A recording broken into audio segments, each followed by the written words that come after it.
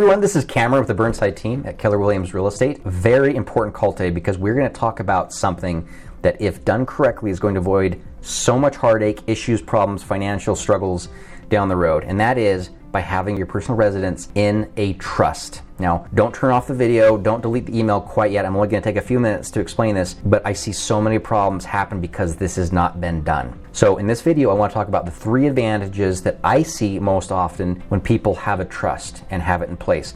There are lots of others, but I'm only going to go into the 3 that I've noticed. The first one is that if you have a real estate trust and you have your house in that trust, you avoid a process called probate. What is probate? Let me give you an example. Let's say Mr. Smith owns a house. He has a will in place. That's a good start. If Mr. Smith passes away and I go out to meet with the family and I say, okay, who gets to sign on behalf of Mr. Smith? If Mr. Smith's son, Joey, says, well, I get a sign because he left the house to me. And I'm going to ask, well, was the house in a trust? No, it wasn't.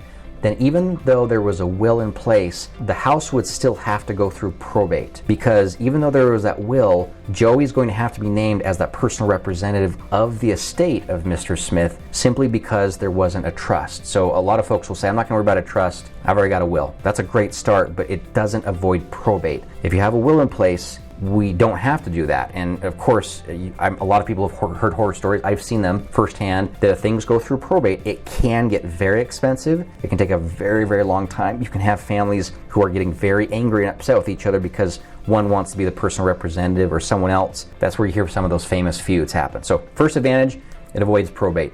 The second one is that based on the fact that there is a trust involved, you could name the decision makers of what's going to happen today. So Mr. Smith says, Joey's my son. He's one of 2 children, and I'm going to go ahead and name him as the trustee. And that simply means that when something happens to Mr. Smith and he passes away, there's no question. Joey steps up to the plate, says, I'm the successor trustee. I have signing authority, so I can go ahead and list the house for sale if we want to do that. I can say what we're going to do with Dad's car. We're going to do anything we want. And what's also cool about that is that Mr. Smith could say, well, Joey, you're my successor trustee, and then his daughter Annie is going to be the second successor trustee. And he might say, well, I'm going to name both of you as successor trustees, but I'm going to require that both of you agree on what decisions are made. Or I'm going to go ahead and allow that one of you makes the decisions. So there's different ways that you can set it up, and you can have multiple successor trustees. You could have an attorney be a successor trustee. If you don't have kids, you could have a trusted person at your church or in your neighborhood, someone that you really feel confident about can help make those decisions when that takes place. And then I would say the third one is that it gives a lot of peace of mind knowing how things are going to play out, because